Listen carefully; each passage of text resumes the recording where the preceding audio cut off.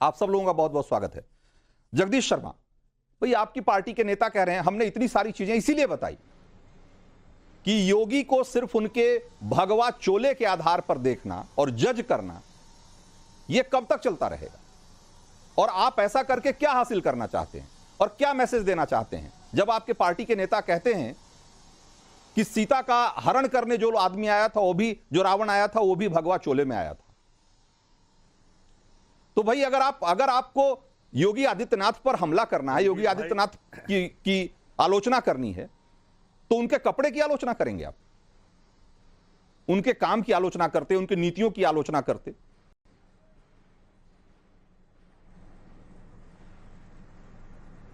जगदीश शर्मा, आवाज क्या हो गया? रंजीत भाई, पिछले 15 मिनट से आप जिस तरह से मेहमान गुण गा रहे हैं योगी जी का और मोदी जी का, इससे पता लगता है, समझ में नहीं आ रहा कि आप किसकी बड़ाई करना चाहते हैं, या तो दिखाना चाहते हैं कि मोदी जी इतने डान हो गए हैं कि योगी की सभाएं ताबड़तोड़ चल रही है, एक तरफ मोदी जी चल रही है, अमित शाह की चल रही है, कहीं ना कहीं कंफ्यूजन क्रिएट कर दिया आपने। और हमें कोई तकलीफ नहीं है, हमने आपका कंफ्यूजन दूर करने के लिए सब, ये आपका कंफ्यूजन दूर हो जाए इसलिए हमने ये दिखाया, जगदीश शर्मा, कि आपका कंफ्यूजन दूर हो जाए। नहीं, मुझे नहीं, हमें कोई कंफ्यूजन नहीं है। हाँ। इस बिल्डोजर का जवाब 4 जून को देश की जनता देगी। संविधान और जैसे कानून का मजाक उड़ा रहे हैं, उस पर संघर्ष पर क्यों बिल्डोजर नहीं चढ़ाया? वो जो बेटियों को छेड़छाड़ कर रहे थे पहलवान पर, उस पर बिल्डोजर क्यों नहीं चढ़ाया? जो बहन बेटी जिंदा जला दी झोपड़ी में, उन अफसरों पर बिल्डोजर क्यों नहीं चलाया? ये बिल्डोजर खुद में योगी पे चलने वाला और मोदी जी चलाएंगे, देखते रहिए। कहने के मैं समझता हूं इनके हालात बता रहे हैं, ताबड़तोड़ रैली, और जिस तरह का आप लोग गुणगान करते हैं कि राम मंदिर का हम विरोध करते हैं, योगी का हम विरोध करते हैं, हम क्यों करते हैं? अरे भाई, देश की जनता विरोध कर रही है, इनको वोट नहीं दे रही है, इनका बुरा हाल है, सुपड़ा साफ है। पर कोई बात नहीं, आपकी भी मजबूरी मैं समझता हूँ, आपका चैनल है, नहीं आपको जगदीश शर्मा, आप योगी की 4 तारीख के बाद अगर आप अगर योगी की बात करें, योगी के काम की बात करें, उनकी नीतियों की बात करें, मुझे उससे क्या आपत्ति है, लेकिन आप बात करते हैं जब योगी की, तो आप योगी के कपड़े से ऊपर ही नहीं उठ पाते। बुरा हाल कर दिया है। आप सच्चाई देश को दिखाएं तो अच्छा रहेगा। यह हनुमान चालीसा पढ़ना बंद करें। आप पत्रकार महोदय, आपका मैं सम्मान करता हूं, पिछले 15 मिनट से नहीं जगदीश शर्मा, जो नाना पटोले और हुसैन दलवाई जैसे लोग जो बोल रहे हैं, हुसैन दलवाई कहते हैं कि भाई ये मॉडर्न बनना चाहिए, ये भगवा कपड़े मत पहनो, मॉडर्न बनो, तब निवेश आएगा। भाई यूपी में रिकॉर्ड निवेश आ रहा है आज की तारीख में, और वहां के सीएम भगवा कपड़े में ही हैं और निवेश भी आ रहा है। लेकिन हुसैन दलवाई को लगता है कि कोई भगवा कपड़ा में आदमी अगर है तो वो मॉडर्न हो ही नहीं सकता, उसकी सोच प्रोग्रेसिव हो ही नहीं सकती। हमें क्या लेना भगवा कपड़ों से? संविधान नहीं बताता हमारे धर्म की। भाई आपके नेता क्यों बोल रहे हैं? सवाल यही तो है ना, यही तो सवाल है, यही तो सवाल है जगदीश शर्मा, कि आपको भगवा कपड़े से इतनी चिढ़ क्यों है? इतनी चिढ़ क्यों है भगवा कपड़े से? गुंडों पर नहीं चढ़ाते, गरीब आदमी पर बिल्डोजर लेके चल देते हैं। जब मोदी जी और योगी जो गरीब आदमी, लाचार आदमी दिखा, बिल्डोजर चढ़ा देते हैं। हर्षवर्धन त्रिपाठी, जरा हर्षवर्धन त्रिपाठी का हम रुख करेंगे। हर्षवर्धन त्रिपाठी, जब इनकी सरकार थी तो इनके गृह मंत्री एक नया कॉन्सेप्ट लेकर आए, वो भी नई टर्मिनोलॉजी थी, भगवा आतंकवाद। और अब जब ये विपक्ष में है तो इनको अगर कोई भगवा कपड़े में कोई आदमी दिख जाता है तो इनको लगता है कि ये रिग्रेसिव आदमी है, ये आदमी दकियानूसी सोच का होगा, ये आदमी, उनको भगवा से इतनी दिक्कत क्यों है आखिर? देखिए रंजीत जी, मुझे लगता है कि सबसे पहले तो ये कि पूरा जो देश का राजनीतिक वातावरण बदला है, उसकी बुनियाद में कहीं भगवा से जुड़े आंदोलन, भगवा से जुड़े हुए अभियान, और उसमें एक मठ का मठाधीश आकर राज्य के मुख्यमंत्री की कुर्सी पर बैठता है। और निजी तौर पर मैं भी मानता हूं कि धार्मिक लोगों को राजनीति में इस तरह से बहुत नहीं होना चाहिए। लेकिन इसका दूसरा पहलू क्या है? जब हम योगी आदित्यनाथ की बात करते हैं तो एक ऐसा नेता जिसने रूढ़िवादिता, अंधविश्वास को ध्वस्त करने का काम किया। अखिलेश यादव भगवा नहीं पहनते, सभी नेताओं की तरह बढ़िया कुर्ता सफेद और सदरी और सब कुछ पहनते हैं। हम जिस नोएडा में बैठे हैं, आप भी जिस नोएडा के स्टूडियो में हैं, यहां हिम्मत नहीं हुई, अखिलेश यादव नहीं आए। और मैं आपको बताऊं, हम जहां रहते हैं और जहां फिल्म सिटी है, उसके बीच में एक बहुत बढ़िया फ्लाईओवर अखिलेश यादव ने बनाया था, पूरा नहीं हो पाया था, उसका लोकार्पण हुआ भाजपा सरकार में। और मैंने लिखा था कि आज भले भाजपा सरकार करा रही, लेकिन अखिलेश यादव को भी आज इसके उद्घाटन में बुलाना चाहिए था। लेकिन सोचिए कि अखिलेश यादव नोएडा जैसे शहर में, जो उत्तर प्रदेश का सबसे विकसित शहर है, वो सिर्फ इसलिए नहीं कि किसी एक सरकार की कृपा है, वो इसलिए क्योंकि दिल्ली से सटा हुआ है, वो इसलिए क्योंकि इंडस्ट्रियल एरिया बना, वो इसलिए क्योंकि इसको ढेर सारे लाभ हैं जो एनसीआर के होते हैं। वहां अखिलेश यादव अपने कार्यकाल में आ नहीं पाते। ऐसे ढेर सारे अंधविश्वास अपने साथ लेकर चलने वाले नेता उस मुख्यमंत्री से कह रहे हैं जो कहता है कि मैंने जो काम किया उसका उद्घाटन करने जाऊंगा, और अगर किसी को लगता है तो ठीक है, एक बार ये भी अंधविश्वास देख लेते हैं। दोबारा योगी आदित्यनाथ आ गए। और जो सबसे बड़ी बात है, भगवा कपड़ा पहनकर महिलाओं की इज्जत बचाने का काम किया है योगी आदित्यनाथ। भगवा कपड़ा पहनकर अपराधियों को उनकी हैसियत में लाने का काम किया है योगी आदित्यनाथ ने। भगवा कपड़ा पहनकर देश के सबसे तेजी से विकसित होने वाले राज्यों में देश के सबसे बड़े राज्य को शामिल किया है। भगवा कपड़ा पहनकर ease of doing business index में नंबर 2 पर आ गए। भगवा कपड़ा पहनकर जब चाइना से कोई कंपनी चलती है तो महाराष्ट्र, गुजरात, तमिलनाडु, आंध्र प्रदेश के साथ साथ उत्तर प्रदेश भी उसकी मेन्यू लिस्ट में होता है। भगवा कपड़ा पहनने वाले मुख्यमंत्री से माइक्रोसॉफ्ट की टीम आती है तो लखनऊ में जाकर अलग से बातचीत करती है। भगवा कपड़ा पहनने वाले मुख्यमंत्री ने 1 विंडो क्लियरेंस कर दिया, जिसकी वजह से उत्तर प्रदेश में अगर आज आप उद्योग लगाने जा रहे हैं तो आपको जगह जगह भागना नहीं है, उसको सीधे चीफ सेक्रेटरी देखता है और सीएम ऑफिस की मॉनिटरिंग में होता है। अब मुझे तो ऐसा भगवा कपड़ा पहनने वाला ये जो क्योंकि मैं भी उत्तर प्रदेश का हूं। बिल्कुल, लेकिन ये सवाल ये है ना कि अगर ये सारी चीजें अगर दिख रही होती तो विपक्ष आज सिर्फ उनके भगवा कपड़े पे सवाल नहीं उठा रहा होता, उससे आगे बढ़कर कुछ ऐसे सवाल उन्होंने उठाए होते जिसका जवाब देने में थोड़ी मुश्किल होती बीजेपी को, लेकिन वो ऐसा तो कर नहीं रहे। इसीलिए मैं जरा एक बार चाहता हूं कि लोगों की भी राय इसमें शामिल कर लें कि लोग क्या कह रहे हैं। हमने जो सवाल पूछा था उसके जवाब में लोगों का क्या कहना है, जरा दिखाइए। सवाल नंबर 1 जो हमने पूछा उसका क्या रुझान है अभी।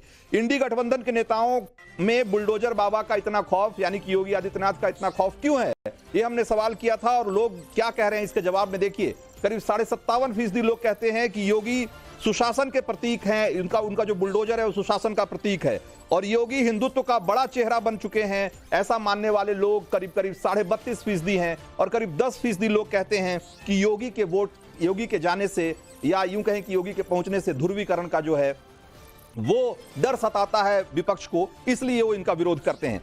तो ये इसलिए वो खौफ ज्यादा रहते हैं योगी को लेकर के। हमारे साथ राजकुमार भाटी भी हैं। राजकुमार जी, तो योगी की ये जो नई स्टाइल की पॉलिटिक्स है, नया स्टाइल का कपड़ा है तो ठीक है, नया स्टाइल का कपड़ा आपने पहली बार देखा, इसीलिए ओवैसी से लेकर के और बाकी कांग्रेस के तमाम नेताओं को लगता है कि वो उनके गले से उतर ही नहीं रही ये बात। तो नया स्टाइल, नया कपड़ा और ये नया तरह का स्ट्राइक रेट, ये तीनों आपको नहीं पच रहा।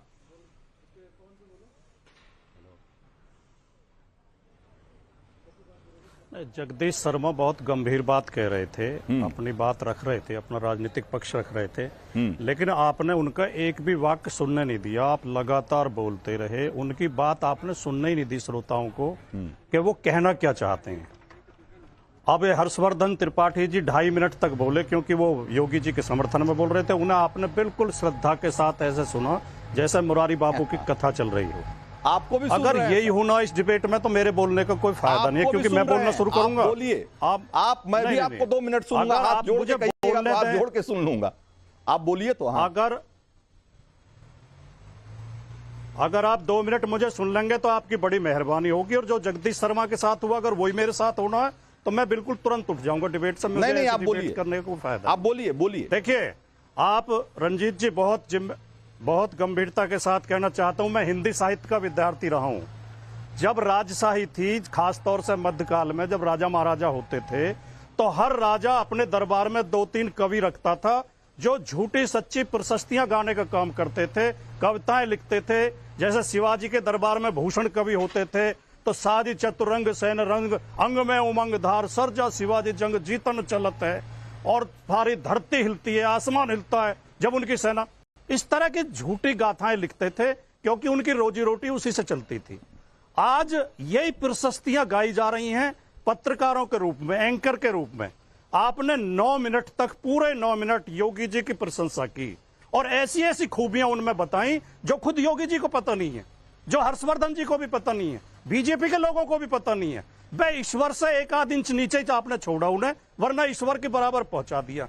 जब पत्रकारिता की ये हालत हो जाएगी, आपने सवाल पूछा कि क्या विपक्ष में खौफ है, इंडी गठबंधन में खौफ है, ये लोकतंत्र की नई परिभाषा है। किसी मुख्यमंत्री की आलोचना करना खौफ का सबूत है, यानी हम सरकार के खिलाफ न बोलें तो हम अच्छे नागरिक हैं, और अगर हम सरकार की आलोचना करें, मुख्यमंत्री की या प्रधानमंत्री की आलोचना करें, तो ये हमारा खौफ हो गया। मैं तो माफी के साथ आपसे कहना चाहता हूं, आपको एक सवाल और रखना चाहिए था, और फिर उसके 3 ऑप्शन देने चाहिए थे। क्या मीडिया सरकार के साथ मिला हुआ है? क्या मीडिया सरकार से डरा हुआ है? और सी ऑप्शन, अब आपकी बात तो आ गई, मुझे लगता है अब मुझे लगता है आपकी बात पूरी आ गई। अब मैं आपसे राजकुमार भाटी, मैं अब आपसे पूछता हूं कि अगर आप वाकई चाहते हैं कि आलोचना हो योगी आदित्यनाथ की, तो उनके काम की आलोचना करेंगे, उनकी नीतियों की आलोचना करेंगे, उनकी पॉलिसी की आलोचना करेंगे, उन्होंने जो किया जो नहीं किया उसके बारे में बात करेंगे, कि आप हमेशा इस बात पर सवाल उठाएंगे कि वो भगवा कपड़े क्यों पहनते हैं? ये आलोचना है, ये आलोचना है। ये तो साबित करता है ना कि आपके पास उनकी आलोचना करने के लिए ना तो आपके पास कोई आधार है, और ना आपके पास कोई उसका आपको कोई ऐसी चीज दिख रही है जिसके आधार पर उनकी आलोचना कर सकें आप। ये तो यही दिखता है ना, ये तो यही दिवालियापन दिख रहा है विपक्ष का।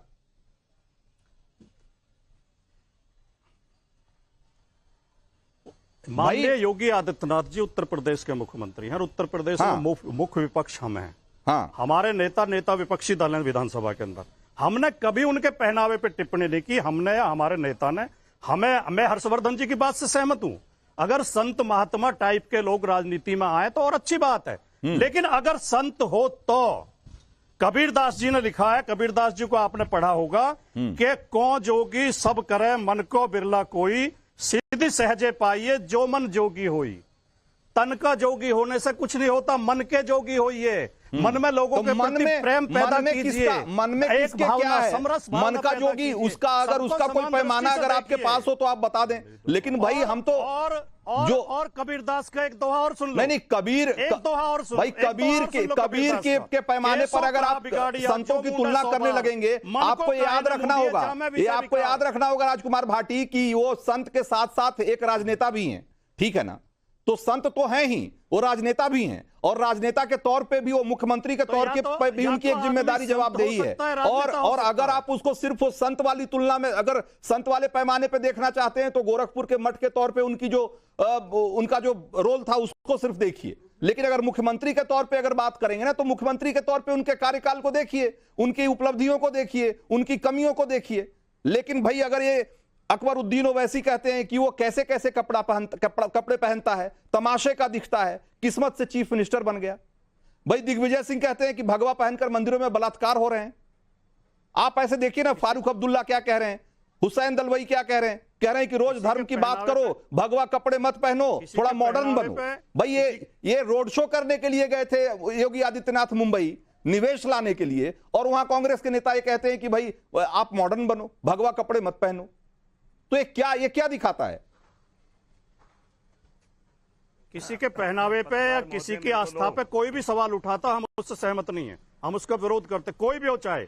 लेकिन अकबरुद्दीन ओवैसी क्या कहते हैं, वो तो इनकी भी टीम है बीजेपी की, उसके जवाब दे हम थोड़ी हैं। हम भगवा कपड़े को श्रद्धा के साथ देखते हैं, हमें कोई ऐतराज नहीं भगवा पहनने में, और सारी बीजेपी पहनने लगे भगवा, लेकिन राजनीतिक आलोचना करने का हमारा अधिकार है। हाँ, जो वो राजनीतिक आलोचना करने का बिल्कुल अधिकार है, बिल्कुल अधिकार है।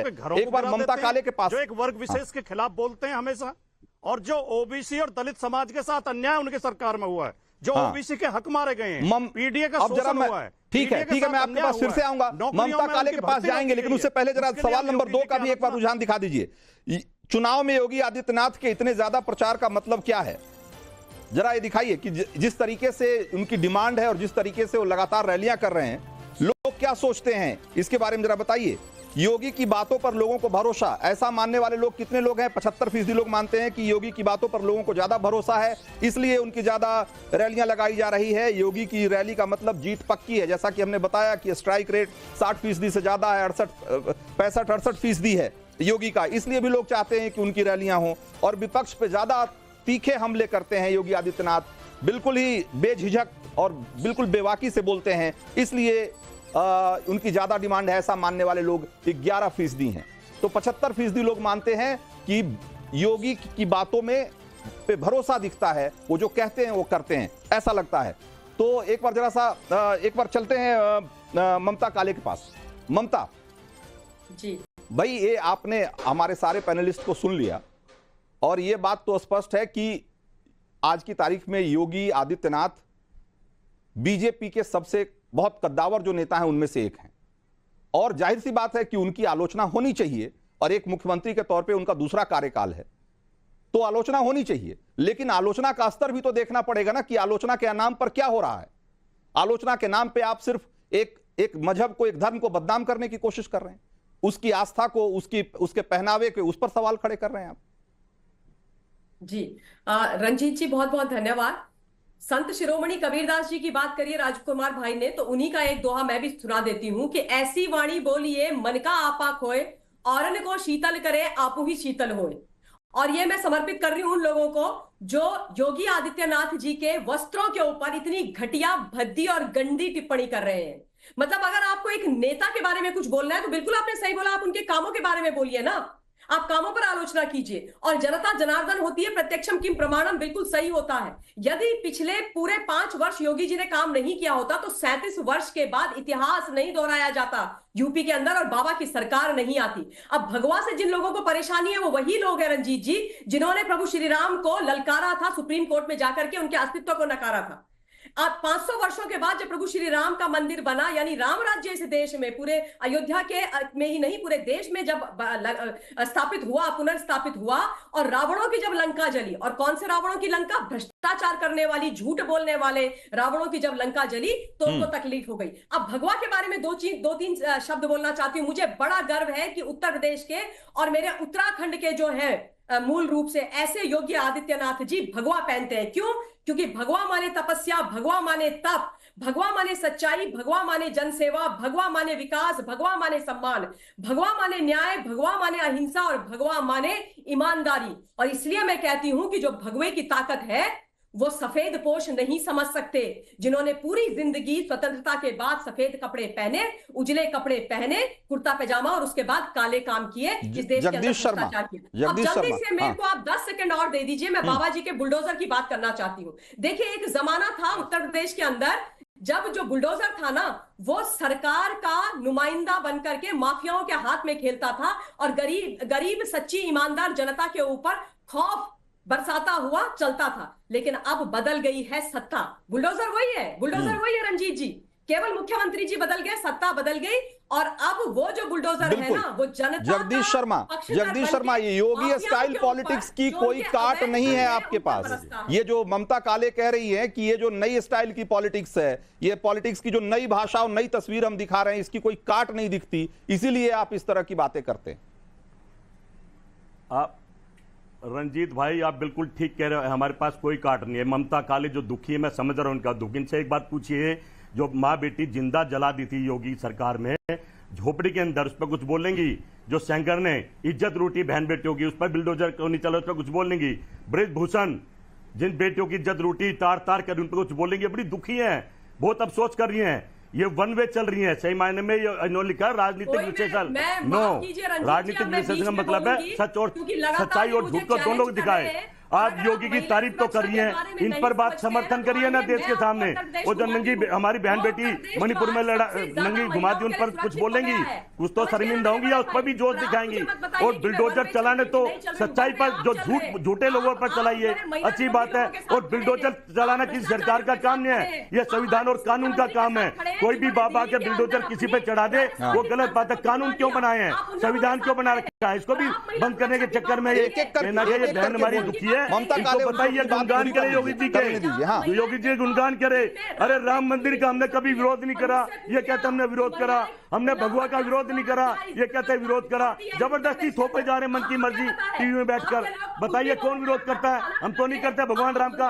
मेरी आत्मा है, मेरे आत्मा का सवाल है, मेरे घर में राम है, पर जबरदस्ती कर रहे हैं। राहुल गांधी विरोध कर रहा है, कांग्रेस विरोध कर रही है, ठीक है, भगवा का विरोध कर रहे हैं, जगदीश शर्मा विरोध कर रहे हैं। हाँ ठीक है, ममता काले एक एक करके बोलते हैं ना, एक एक करके बोलते हैं। हाँ गरीब आदमी पे चला जाए। हाँ ठीक है, नहीं भाई आप ऐसे अगर ऐसे ही कहेंगे तो सिलेक्टिव बातें तो आप भी करते हैं ना।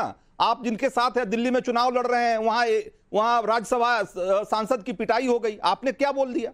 क्या बोला आपने? बताइए कौन सा बयान जारी किया? कल हमारी महिला रिपोर्टर के साथ उनके साथ बदतमीजी हुई, कैमरा पर्सन के साथ मारपीट हो गई, आप लोकतंत्र बचाने की बात करते हैं, आपने कौन सा बयान दिया? आपने क्या कहा बताइए?